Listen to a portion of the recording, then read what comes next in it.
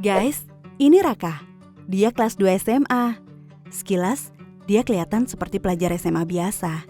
Tapi kalau diperhatiin lebih jauh, ada yang beda. Wajahnya kuyuh dan sering kelihatan murung.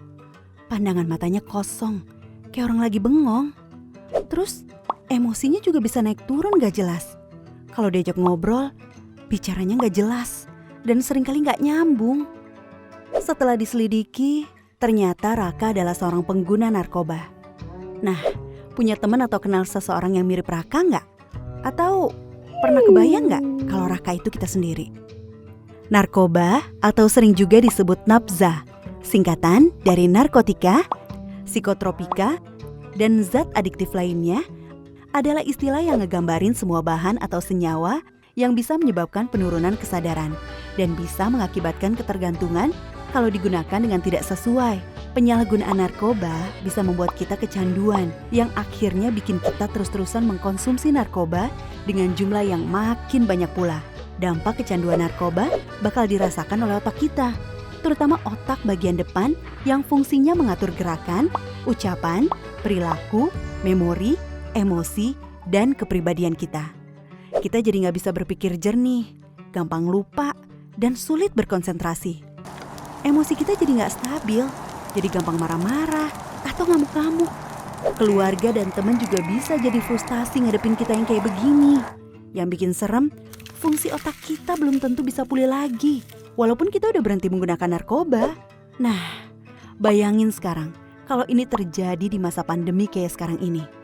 Udah kesepian, depresi, stres gara-gara pandemi, masih ditambah lagi depresi dan kesepian karena dijauhin teman dan keluarga. Kebayang gak sih?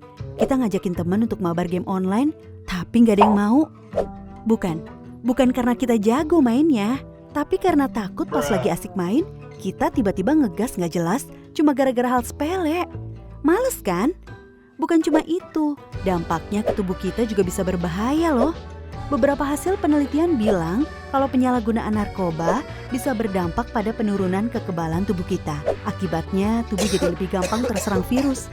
Seperti virus corona yang lagi rame-ramenya sekarang ini. Makin serem kan? Nah, setelah tahu dampak negatif narkoba, terus gimana dong caranya supaya kita nggak kejerumus menyalahgunakan narkoba? Terutama di masa pandemi seperti sekarang ini nih. Banyak teman-teman yang menggunakan narkoba gara-gara mereka merasa kesepian dan gak punya teman.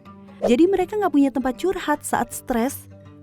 Jadi hubungan pertemanan yang sehat itu penting banget buat ngebantu kita menghindari narkoba. Nah, di masa pandemi kayak sekarang ini, gimana kita bisa tetap menjaga hubungan dengan teman-teman kita padahal ketemu aja sulit? Ya banyak caranya. Misalkan, begitu selesai sekolah online, jangan cabut dulu, tapi sempetin ngobrol sebentar sama teman-teman. Atau bisa juga ngajak teman-teman untuk main game online bareng sekelarnya bikin PR atau tugas. Mabarnya yang sehat juga ya, misalnya dibatesin cuma maksimal 2 jam setiap hari, supaya otak kita juga bisa beristirahat nggak ngeliatin gadget melulu. Tapi selain teman-teman sekolah, jangan lupa kita masih punya teman yang jaraknya nggak jauh dan bisa kita ajak ngobrol kapan aja, yaitu keluarga kita sendiri. Ingat, masa pandemi ini bisa bikin stres siapa aja, termasuk kakak, adik, atau orang tua kita. Nah, daripada stres sendiri-sendiri, kenapa nggak sekali-sekali kita ngobrol sama mereka sambil sekalian curhat, ya kan? Kadang-kadang ngobrolin masalah yang selama ini kita pendam sendiri dengan keluarga bisa bikin perasaan kita jadi lebih lega dan meringankan beban pikiran kita juga. Terus kita juga mendingan cari kegiatan untuk mengisi waktu luang selama pandemi ini, biar gak kebanyakan bengong dan akhirnya malah jadi bikin kita iseng nyoba-nyoba hal yang gak baik, termasuk nyoba-nyoba pakai narkoba. Banyak loh kegiatan yang bisa kita lakuin selama masa pandemi ini. Misalnya nekunin hobi baru seperti nyusun puzzle, main Rubik Cube, berkebun, menulis, dan banyak lagi.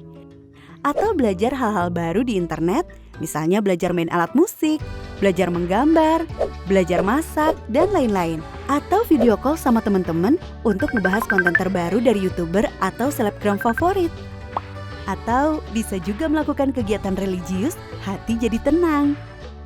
Atau malah coba-coba bikin konten sendiri untuk diunggah ke akun medsos kita. Misalnya bikin konten tutorial make up, masak, atau bikin kerajinan tangan. Atau bikin konten nyanyi cover lagu pakai gitar. Lumayan kan? Iseng-iseng tapi kalau banyak yang nonton bisa menghasilkan juga. Atau coba deh, keluar ke halaman depan rumah, terus coba lakuin olahraga ringan sambil menghirup udara luar.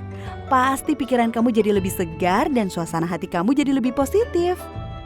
Nah, selain berusaha menghindari pengaruh narkoba kepada diri kita sendiri, kita bisa juga membantu teman-teman kita untuk menghindari penyalahgunaan narkoba. Istilah kerennya, kita bisa ikut jadi agen perubahan gitu. Banyak loh teman-teman yang terjebak kecanduan narkoba karena mereka menerima informasi yang salah tentang narkoba. Misalnya, ada yang mendapat info kalau narkoba bisa bikin badan kita jadi lebih bagus bentuknya. Atau ada juga info yang bilang kalau narkoba bisa membantu kita berkonsentrasi. Nah, kita bisa ngelakuin sesuatu untuk membantu teman kita itu dengan cara ikut nyebarin informasi dan edukasi yang benar tentang narkoba lewat akun medsos kita misalnya.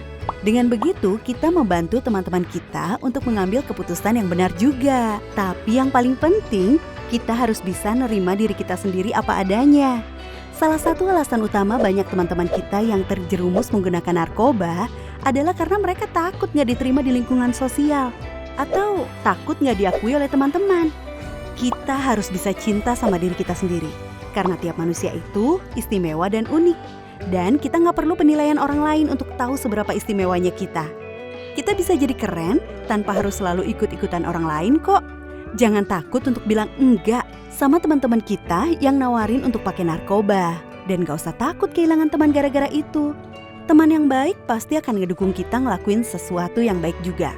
Percaya deh, yang bikin hidup jadi seru dan menyenangkan itu adalah sikap kita terhadap diri kita sendiri, bukan orang lain. Sikap kita yang menghargai diri sendiri sambil terus menjaga hubungan yang sehat dengan keluarga, teman-teman, dan orang-orang lain di sekitar kita.